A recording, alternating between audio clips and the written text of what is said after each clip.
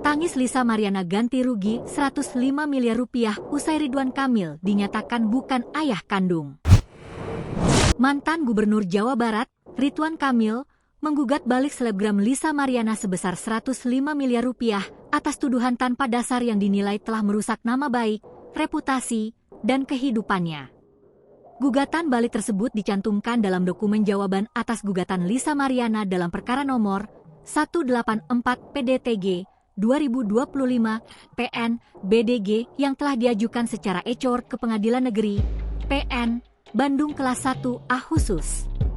Ridwan Kamil menuntut ganti rugi senilai 105 miliar rupiah yang terdiri atas ganti rugi material sebesar 5 miliar rupiah dan imaterial sebesar 100 miliar rupiah.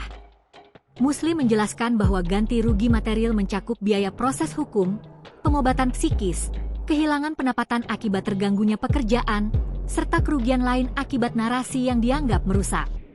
Sementara itu, ganti rugi imaterial diajukan atas dasar rusaknya reputasi Ridwan Kamil sebagai tokoh publik, tekanan psikologis, serta terganggunya kehidupan rumah tangga dan sosial.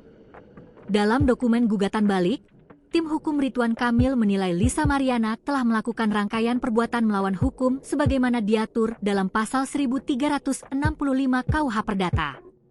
Lisa Mariana telah menyebarkan tuduhan tanpa bukti bahwa klien kami melakukan hubungan layaknya suami istri di luar pernikahan hingga menyebabkan kehamilan dan menyarankan aborsi. Semua itu tidak pernah terjadi dan tidak pernah dibuktikan secara ilmiah, terutama melalui tes DNA, jelasnya. Muslim juga menyebut Lisa Mariana telah menyebarkan informasi keliru dan fitnah secara berulang melalui media sosial dan sejumlah podcast yang berdampak pada hancurnya reputasi Ridwan Kamil. Download Tribun X sekarang, menghadirkan lokal menjadi Indonesia.